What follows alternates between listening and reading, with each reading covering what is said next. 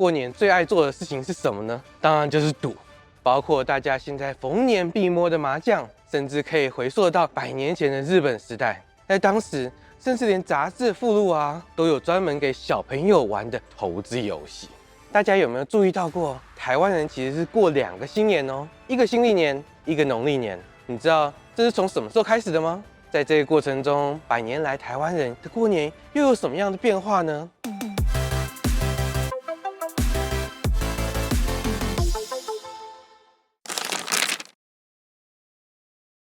又到了1年1度的农历年节，现代人过年要不是追剧追通宵，要不就是返乡车票抢不到。现在的年轻人过年最不喜欢的几件事情，大概就是吃年夜饭时，或去亲戚家拜访时，难免都会被问到一些尴尬的问题，例如今年年终领多少啊？要生小孩了没？怎么还没有结婚？而历史上不同的政权和时代背景下，台湾人的过年又跟今天有什么样的差异呢？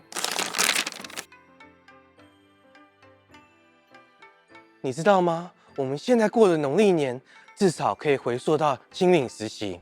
初一当天啊，不但要早起，先祭拜神明之后呢，再走到门口放鞭炮，象征开春，然后再到亲戚或朋友家走春拜年，开始应付各式各样讨人厌的问题。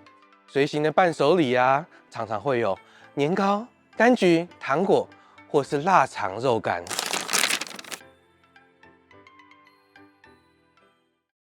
1908年，日本时代的台湾人又多了一种过新历年的仪式。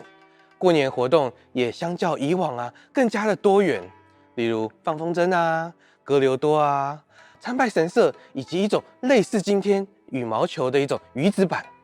台湾人甚至会穿着和服打麻将迎接新年，亲友之间也会寄送贺卡来向对方拜年。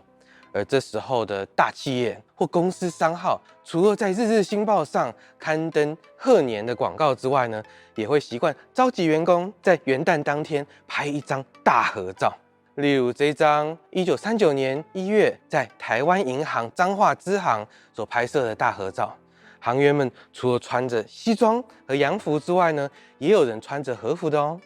再仔细观察的话，就会看到在银行的大门上面，还会看到日本新年才会出现的注连绳，反映出一种全新的过年气氛。日本出版的杂志常常会用赠品来促进买气，而日本时代在台湾贩售的杂志也有附录，提供各种不同的一个桌游。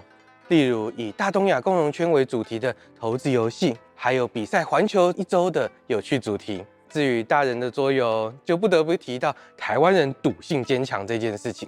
台湾《日日新报》曾经便以耸动的标题“光天化日之下，恶习之赌博”来挞伐台湾人热爱赌博的习惯。日本时代麻雀就已经是一种相当热门的国民运动。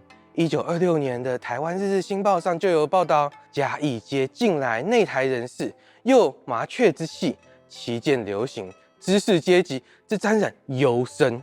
当时台湾街道上啊，四处可见麻雀馆、麻雀俱乐部，甚至还出现过麻雀女郎这种女性新职业。当然啦，如果打麻将若是只是纯粹的一种消遣，当然没什么问题。但若沉迷其中，就有点严重了。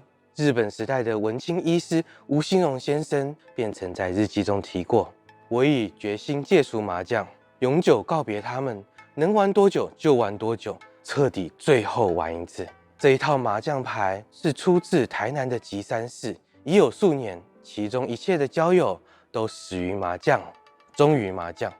朋友更曾劝过他，尽可能不要再沉迷麻将，多吸收些病患吧。你觉得他真的有要戒吗？还是只是说说而已？你看嘛，都要戒了，还要最后玩一次，而且要玩到很晚，这跟我说明天要减肥有什么差别？至今打麻将仍是许多人的日常消遣，更是过年期间通宵熬夜的娱乐，100年的流传，历久不衰。由此可见啊，麻将的神秘魅力实在不容小觑。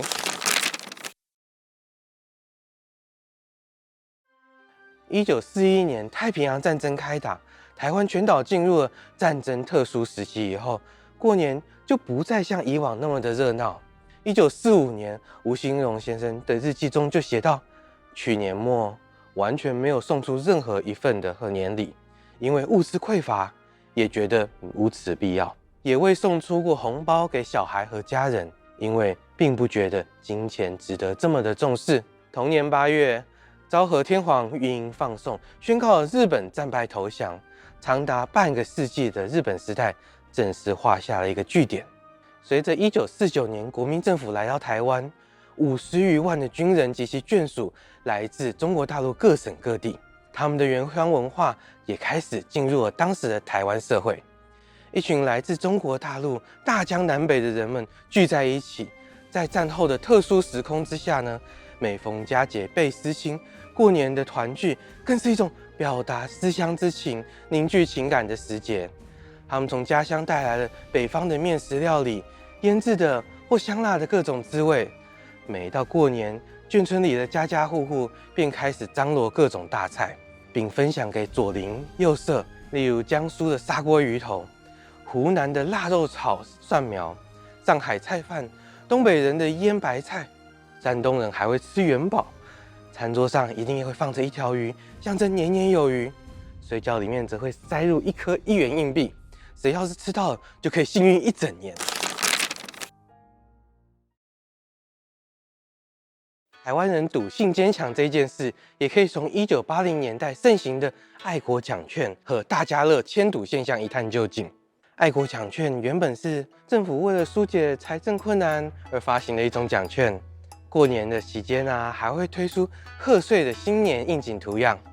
1980年代，台湾社会开始风靡大家乐，这是一种依附于爱国奖券之下的赌博方式，是用爱国奖券开奖的最后2码来兑奖。每次开奖前各种名牌满天飞，只要猜中1次，就可以迎来你的财富自由。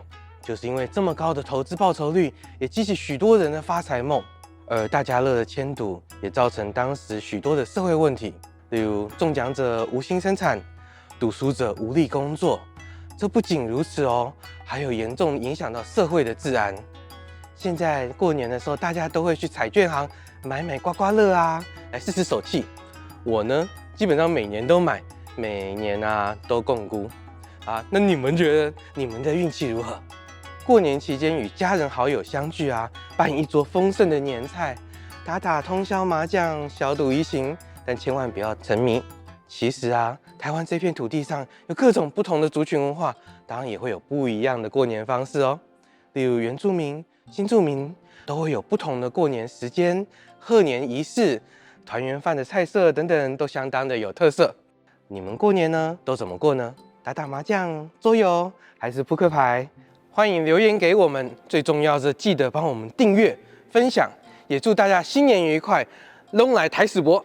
现在大家过年的时候都会去彩券行买刮刮乐试试手续。